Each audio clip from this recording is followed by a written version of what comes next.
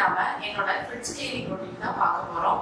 வாரத்துல ஒரு முறையாவது ஃப்ரிட்ஜை நல்லா கிளீன் பண்ணி வச்சுக்கிட்டாதான் பேட் ஸ்மெல் எதுவும் இல்லாம நீட்டா இருக்கும். வைக்கிற பொருட்களும் நல்லா ஃப்ரெஷ்ஷா இருக்கும். இன்னைக்கு ஃப்ரிட்ஜ் எப்படி கிளீன் பண்றது அப்படின்னு பார்க்கலாம். ஸோ ஃப்ரிட்ஜ் கிளீனிங் ஆரம்பிக்கிறதுக்கு முன்னாடி சுவிட்சை ஆஃப் பண்ணிக்கோங்க. என்னோட ஃப்ரிட்ஜுக்கு மேலே பார்த்தீங்கன்னா ஒரு டிஷ்யூ பேப்பர் பாக்ஸ் மட்டும் நான் வச்சிருக்கிறேன். ஸோ கிச்சனில் வந்து இந்த டிஷ்யூ எனக்கு ரொம்பவே யூஸ் ஆகுறதுனால இது ஹேண்டியாக இருக்கணுங்கிறதுக்காக ஃப்ரிட்ஜுக்கு மேலே வச்சிருக்கிறேன். ஸோ ஃப்ரிட்ஜுக்கு உள்ளே பார்த்துக்கிட்டிங்கன்னா இப்படி தான் இருக்கும். என்னோடது வந்து ஸ்மால் ஃப்ரிட்ஜ் தான். க்ளீன் பண்ணுறதுக்கு முன்னாடி அதோட திங்ஸ் எல்லாமே மாற்றி வச்சுக்கோங்க. பேக்ஸே ரிமூவ் பண்ணிக்கலாம்.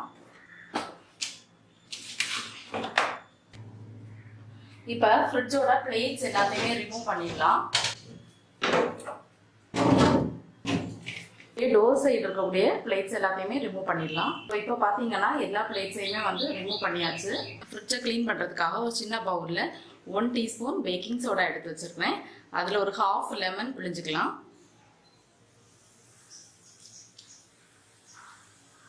ஸோ இப்போ baking soda and lemon mix பண்ணி வச்சுருந்தோம்ல, அதில் வந்து ஸ்க்ரப்பரை தொட்டு ஃப்ரிட்ஜ் மொத்தமும் அப்ளை பண்ணிக்கோங்க.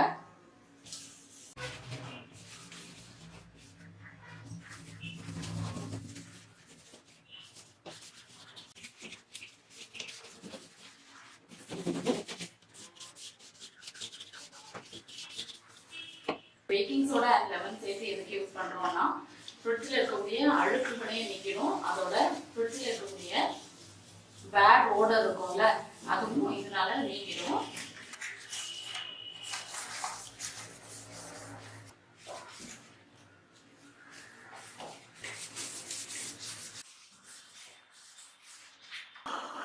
இப்போ பார்த்தீங்கன்னா இன்னொரு பவுலில் கொஞ்சமாக தண்ணி எடுத்துக்கிறேன்.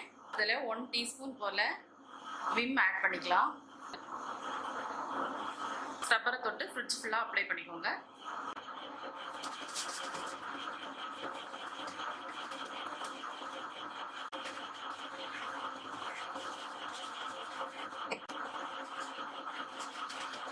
இப்போ ஒரு ஈர துணியால் ஃப்ரிட்ஜ் ஃபுல்லாக தொடச்சி எடுத்துக்கலாம்.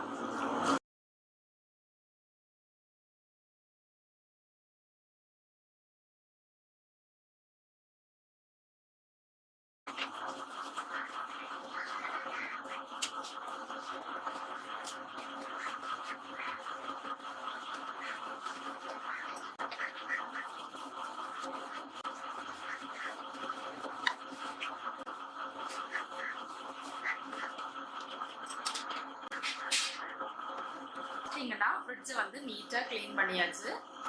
இதை ஒரு ட்ரையான க்ளோத் வச்சு தொடச்சி எடுத்துடலாம்.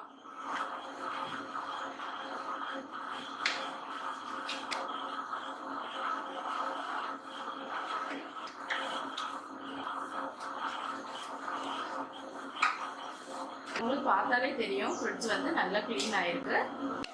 ஸோ ஃப்ரிட்ஜோட வெளிப்பகுதியிலையும் இந்த மாதிரி ஒரு ஈர துணி வச்சு நல்லா தொடச்சிக்கோங்க. இப்போ ஒரு டிஷ்யூ பேப்பர் வச்சு அதை வந்து வைப் பண்ணிட்டுலாம். வெளிப்பகுதியும் நல்லா க்ளீன் ஆயிடுச்சு. இப்போ பிளேட்ஸ் எல்லாத்தையுமே வாஷ் பண்ணிடலாம்.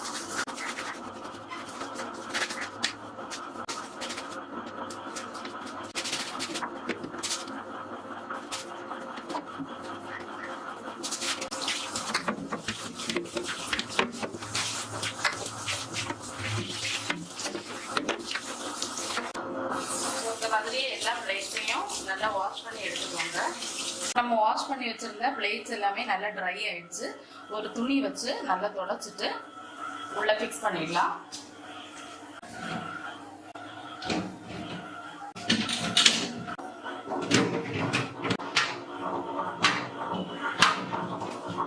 ஸோ இந்த மாதிரி டோர் சைடும் எல்லா பிளேட்ஸையும் ஃபிக்ஸ் பண்ணிடுங்க.